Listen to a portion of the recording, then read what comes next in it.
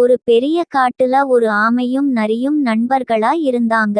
அந்த ஆமைக்கு அதோட கனமான ஓட்ட பிடிக்கல. இப்படி கனமான ஓடு இருக்குறதால தன்னால வேகமா ஓட முடியல, பறக்க முடியலன்னு வருத்த பட்டுச்சு அந்த ஆமை. இறைவன் கொடுத்த உடல் எப்பவும் ஒவ்வொரு மிருகத்துக்கும் மாறுபடும். ஒவ்வொரு மிருகத்துக்கு தனித்துவமான உடல் வாகு கடவுள் ஏன் கொடுத்துருக்காரு தெரியுமான்னு நரி கேட்டுச்சு.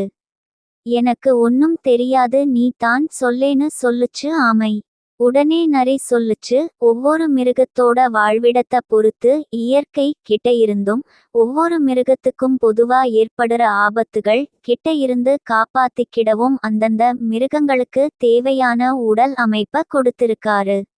உன்னோட உடல்ல இருக்குற கனமான ஓடு உனக்கு உதவி செய்யறதுக்கு தான் அமைஞ்சிருக்கும், அதனால அந்த ஓட்ட பார்த்து வருத்தப்படாதன்னு ஆறுதல் சொல்லுச்சு நரி. இத கேட்ட பிறகும் ஆமைக்கு திருப்தி இல்ல. அப்பத்தான் ஒரு வேடன் அந்த நரியை தன்னோட வில்லுல குறி வச்சிருக்குறத பார்த்துச்சு ஆமை. உடனே அந்த நரிக்கு பாதுகாப்பா குறுக்க வந்து நின்னுக்கிடுச்சு ஆமை. வேட்டைக்காரன் விட்ட அம்பு ஆமையோட முதுகுல பட்டு கீழ விழுந்திருச்சு. இத பார்த்த நரி நேரா வேட்டைக்காரன நோக்கி ஓடுச்சு. நரி தன்ன நோக்கி வர்றத பார்த்த வேடன் அங்க இருந்து ஓடிட்டான். இப்ப பார்த்தியா, உன்னோட கனமான ஓடுதான் உன்னையும் என்னையும் காப்பாத்துச்சு.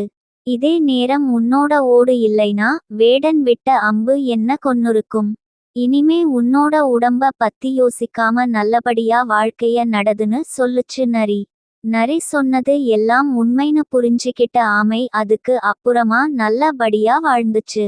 இது போலவே நம் வாழ்க்கையில் நமக்கு கிடைத்த அழகை உடலையும் வைத்து சந்தோஷமாக வாழ வேண்டும். அடுத்தவர்களை கண்டு பொறாமை கொள்ளக்கூடாது. இதுவே இதன் கருத்து.